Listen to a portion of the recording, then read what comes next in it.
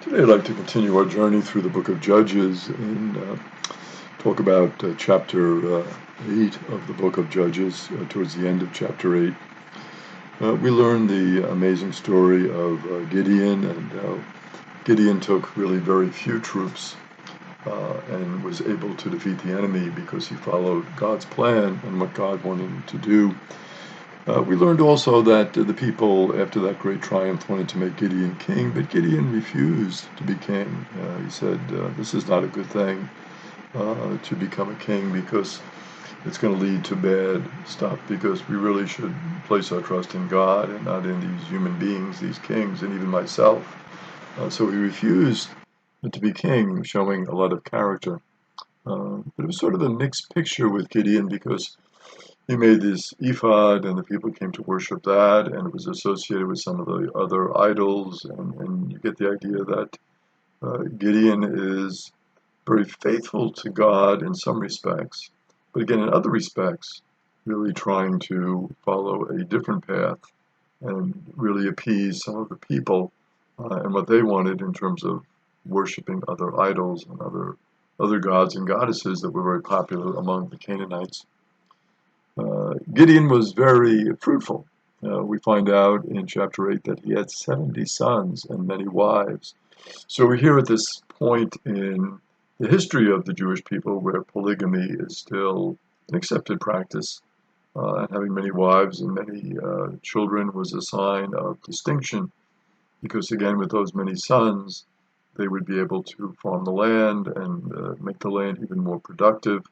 And of course, the sons would have wives and children, and they would help as well. So it was thought to be a blessing to have so many wives and to have so many children.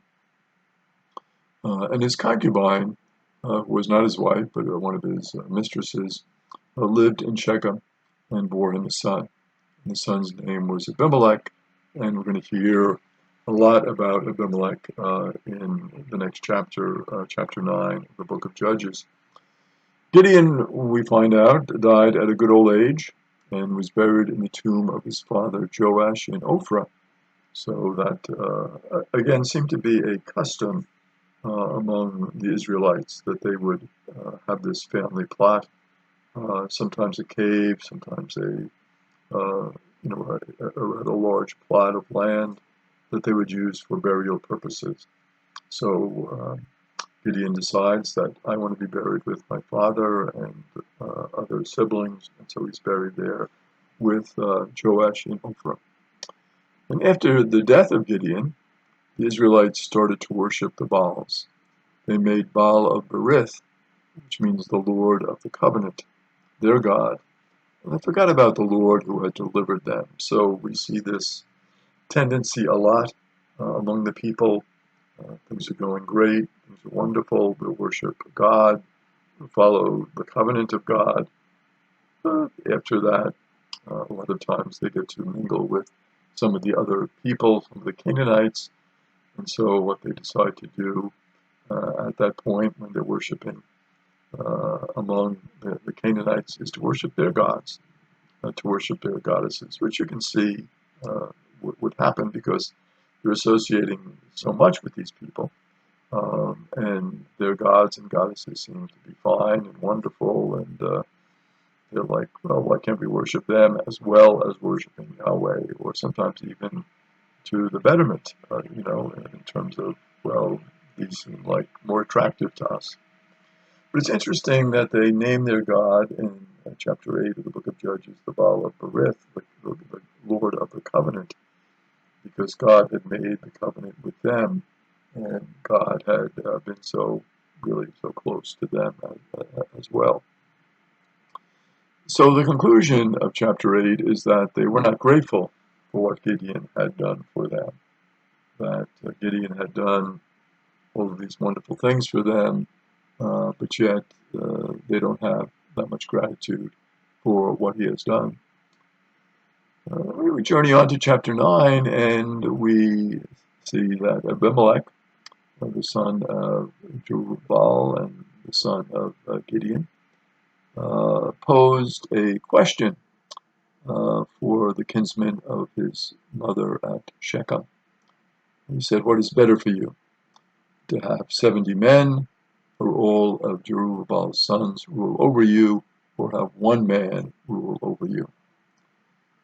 So they gave him 70 shekels from the temple of Baal-berith, the Lord of the Covenant, which we just saw in chapter 8. And Abimelech used the money to hire shiftless men and to hire ruffians. And then he went to his house in Ophrah, which is, of course, where his father had come from. And he slew his brothers, the 70 sons of Jerubbaal, on one stone. So there he goes, slaying all of his brothers.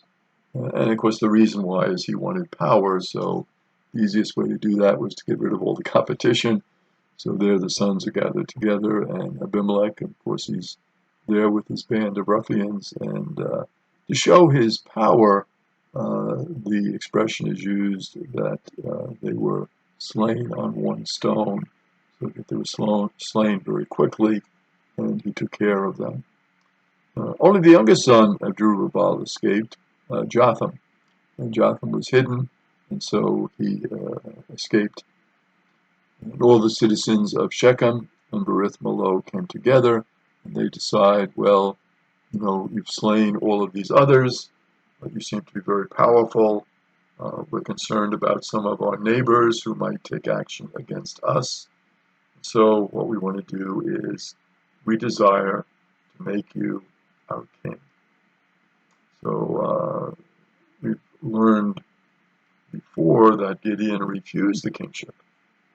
Now Abimelech is made king. Now, in terms of being made king, not really exactly the same as what we're going to see in the future, because there was not this sense of united kingdoms and the tribes united. But this is a localized king in this area around Shechem.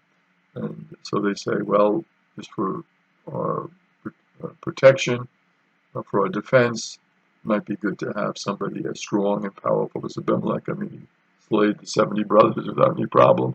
He's got this band of ruffians that he hangs out with and leads. Seems pretty powerful.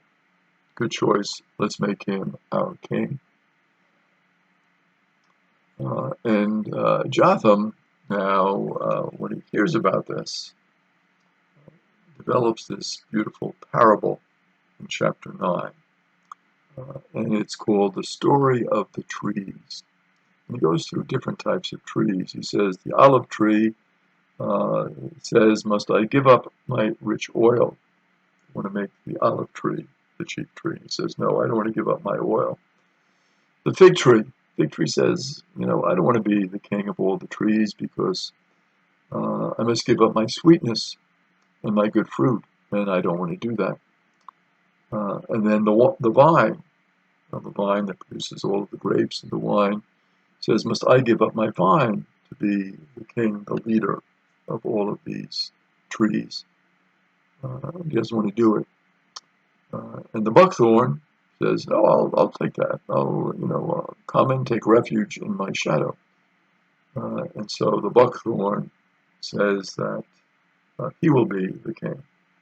We'll find out now what that parable that Jotham, the young son who had escaped, what that parable really leads to and what it's all about.